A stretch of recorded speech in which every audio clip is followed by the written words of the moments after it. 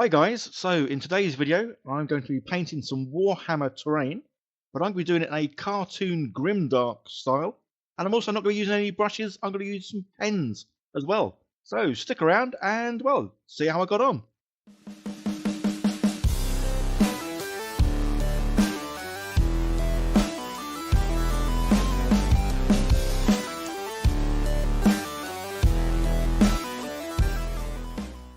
And the terrain I'm going to paint today is from a Kickstarter called Scraps Camp.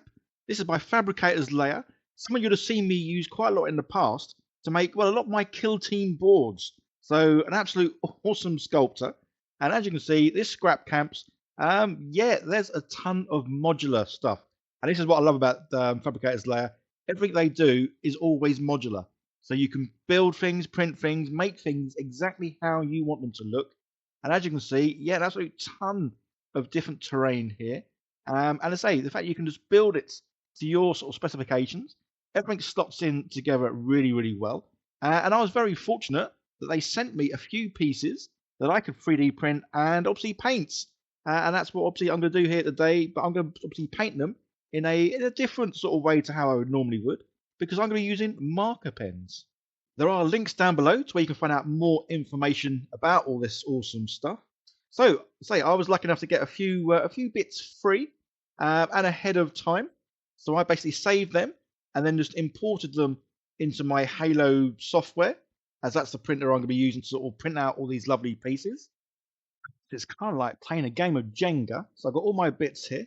And obviously the thing with resin printers, the print time is dictated by obviously the top layer height and not as opposed to like how many pieces you have on there. So if you're going to print something, you may as well make sure, yeah, you're getting as many things as you possibly can printed in one go, as it won't take any longer printing all of these on here. If I just did one or do the four, but I want to try and get them all on here. So yeah, a little bit of moving around. Obviously, whenever the piece goes purple and there's a red bit on it, that kind of indicates that it's outside the build plate. Which we definitely don't want, because, well, if it's outside the build plate, it won't get built.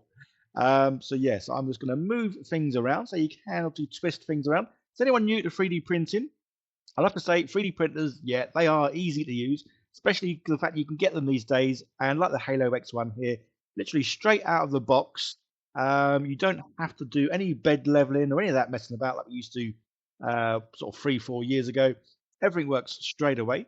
The software, yeah, easy to use as well. As you can see here, all I've done is I've dragged and dropped the items I want to print out. And then it is a case of just moving them around. This is where, obviously, if you want to rescale things as well, you can rescale them. But obviously, I'm going to print them out the size they are, because that means they will fit with the 32mm miniatures. But as you can see, yeah, it's a bit close there. It possibly would have printed out, but I had another reshuffle, and this is what I ended up with. And yeah, as you can see, no bits are touching, overlapping, or sticking outside the edges. So as I say, this is getting printed on the HALOT-X1. Yeah, I've been using this a lot recently. It's been getting a lot of hammering, but working perfectly, which is obviously the main reason this is the one that I keep using.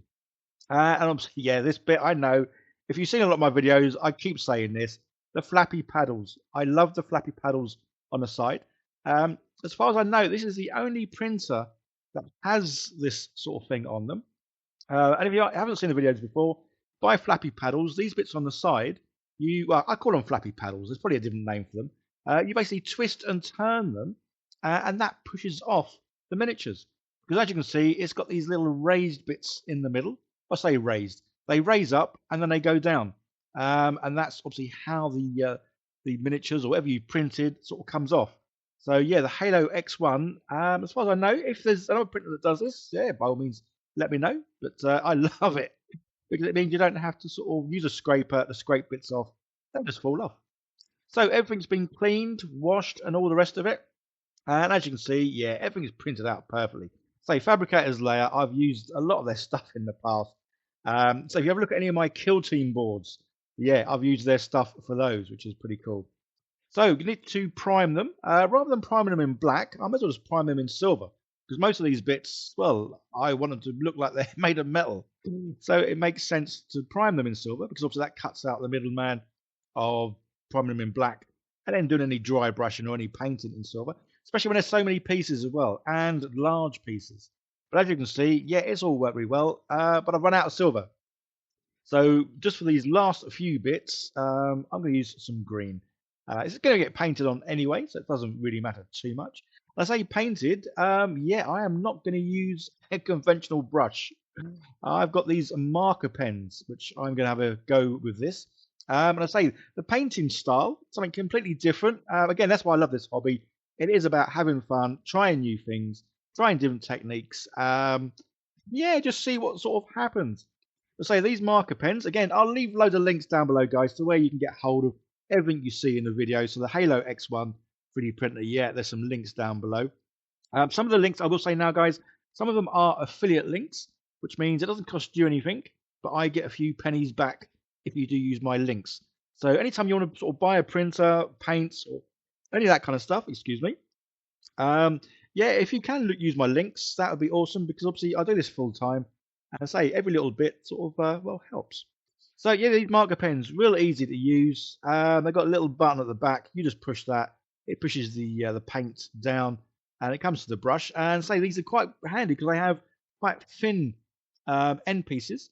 Obviously, for painting terrain, they're really good because you don't have to keep sort of loading your brush up. Once you push that little button at the back, yeah, you can get a lot of paint going in one time. And I say it is almost, yeah, you are kind of like using a paintbrush, but it just happens to be in pen form. And obviously, we've all used pens before, so we know how to hold them. Well, I hope we do, and use them. So yeah, it comes out really well. Coverage is really good. If I wasn't going to do the method I'm going to do a little bit later in this video, I possibly would have done several sort of coats on some of these. So I would say these kind of come out like a, well, like the two thin coats. Like how we should sort of paint. Not that I ever do two thin coats, but yeah, they come out kind of like that. So the first coverage is decent enough, but if you want it sort of a lot sort of thicker, darker looking, then yeah, a second coat is definitely required. And the great thing with these markers, yeah, they do metallic colours as well, which is pretty awesome. So I think it's like copper, silver, gold, like the sort of traditional sort of metallic colours. Again, come out really well. I say for coverage, you can cover or paint really quickly with these because say you don't have to sort of keep loading up the brush. So you get quite a lot coming out sort of in one go. When the brush does feel like it's drying up, you just give that little button at the back a little push, and yeah, more comes out. So say definitely a fun way of painting, and definitely say sort of big terrain pieces. I think the last time I did do a miniature, but I think the miniature was still a little bit bigger than sort of like 32mm scale. That's not to say you can't paint miniatures with these, especially for highlighting. Do a good bit of slap chopping and then using these to sort of highlight the edges. Yeah, saying that, I think that's what I need to do. I've not done that yet, I don't think. So I've got quite a lot of miniatures coming up. You're going to see me sort of print and paint a lot of other little miniatures. And yeah, I think I'm going to use these pens to do a bit of highlighting, which is pretty cool. So the white, yeah, the white definitely does dry a lot sort of more white or whitey-er. Now, I never know what the correct terms are, but it does dry better than it looks here. But yeah, I think this one possibly could be one that you might want to do definitely two coats with. But obviously, say I'm obviously painting on a silver color. If I'd painted or primed everything in white, then yeah, one coat would certainly sort of probably suffice. So it is a case of say there's a little button at the back, say button. Yeah, whatever it is, you just push it in. It releases more paint down to the nib, and you're good to go. So to say, the fabricators layer their parts. I'll say I was lucky enough to print out quite a few, but there's over 20 different sort of pieces you can print out. I say the fact they're modular, that's a word obviously we all love because it does mean we can sort of mix match and put things together exactly how we want. So obviously these are orc terrain, which is why I feel doing them in this style works really well. Because this is the thing I love about orcs. They don't think they care. They don't think they care much at all. So they'll use big, bold, vibrant colours, unlike a lot of other sort of factions. Oh yeah, be careful. Yeah, when you do put that nib at the back, yeah. Normally I would have done that over a sort of tissue. but sometimes when I'm filming, I forget and I just do things and then things happen. Anyway, waffling there. What was I saying? Oh yeah, the orc terrain. Yeah, they seem to love bold, vibrant colours, which again is why I love orcs. Because when you paint them, you really there's no real rule to paint them. You really can paint them exactly how you like. So that's why I like painting them because yeah, you don't have to be neat, tidy. You can use outrageous colours. Obviously, as I'm doing here. So I say this is going to kind of be it's kind of almost like a comic book style but with a bit of grimdark kind of thrown in, and you'll see the grimdark bit sort of coming up. Well, say towards the end of the video. Um, so yeah, so all these bits of terrain, yeah, it didn't take too long to get them all painted, and it was a case of almost like batch painting. So I'd pick a colour, so it was like the red that I'm using here, and then I would go over every single piece of the terrain or parts of the terrain that I wanted to be red, and then yeah, I would just sort of paint them red, and yeah, done and dusted. I say the coverage on these, yeah, I love it. I know I keep saying it. For doing large pieces of terrain, yeah, it's nice and easy to sort of to use these bits. So even on the let's say these are the bits that I primed in the green because I kind of run out of the silver. Because the silver primer isn't a colour I sort of use that much, but obviously enough to use well one tin over a space of about a year or two. So yeah, so the coverage again over this other sort of color primer is really good. I guess the darker the paint, as you can see here, I reckon one coat of this would have been was sufficed anyway. Although to be fair, I only did one coat over all of these because what I'm about to do now means it's not really worth doing two coats. So yeah, so it definitely looks so colourful. So typically, I don't think there's any other terrain you'd paint for Warhammer 40k that would quite be this vibrant. So obviously we need to knock that down a bit. So I'm going to do a wash.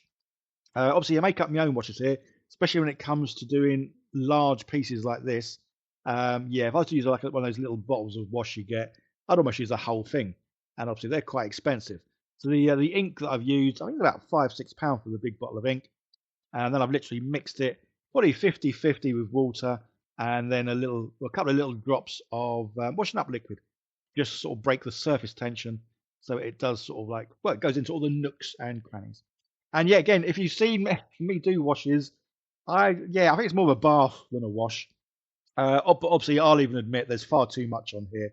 So just using like a little cloth here, just sort of dab some off, just so it does sort of stay in the nooks and crannies.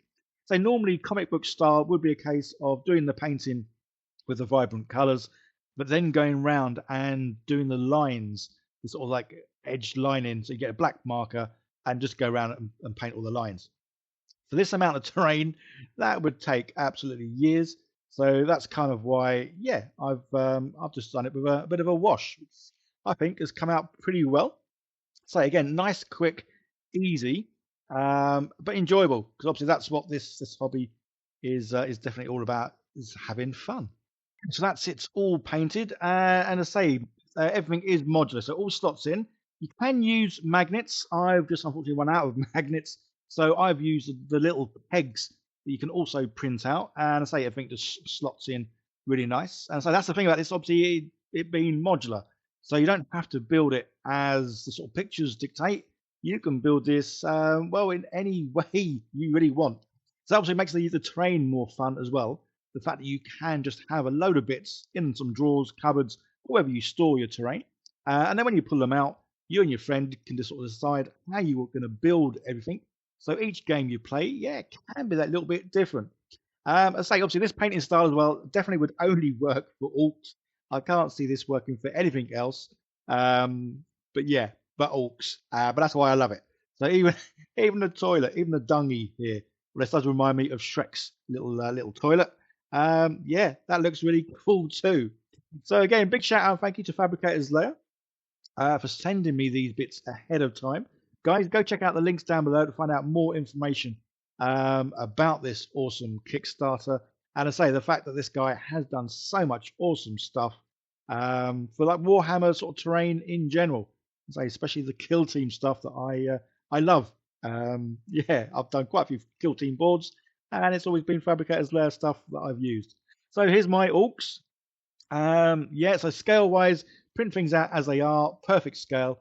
But obviously, if you want to mess about with the scale, you can make things bigger, smaller, or whatever, which is just really cool. So yeah, all printed out on the HALOT-X1. Obviously, had to print out a few different batches, but obviously, as you saw, you can get a lot of stuff on one build plate, which is just pretty cool. So it does mean it's not going to take too long to to get a ton of terrain like this printed. So yeah. So guys, yeah, check out all the links down below.